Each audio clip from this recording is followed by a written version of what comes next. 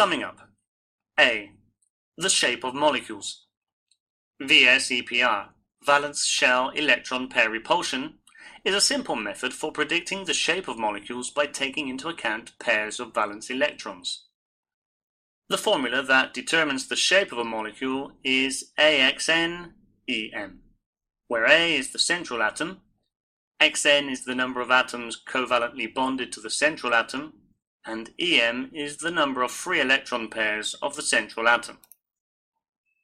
Based on the number of electronic groups and the Lewis structure, the shape of the molecule can be deduced. B. Polar and non-polar molecules. The polarity of a molecule depends on its geometry, which can result in the polarity of the bonds cancelling each other out or combining together. C. Intermolecular forces. Dipole-dipole forces are electrostatic interactions that are established between permanent molecular dipoles. They are weak and short-range forces. London forces are electrostatic interactions due to attraction between apolar molecules that form temporary dipoles due to alterations in the distribution of electrons.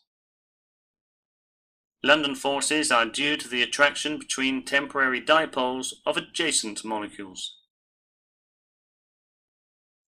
The hydrogen bond forms between a hydrogen atom with a partial positive charge from one molecule and a very electronegative atom that carries a partial negative charge from another molecule.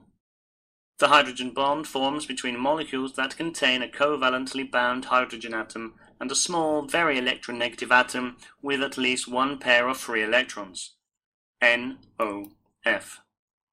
The properties of water depend on the presence of hydrogen bonds.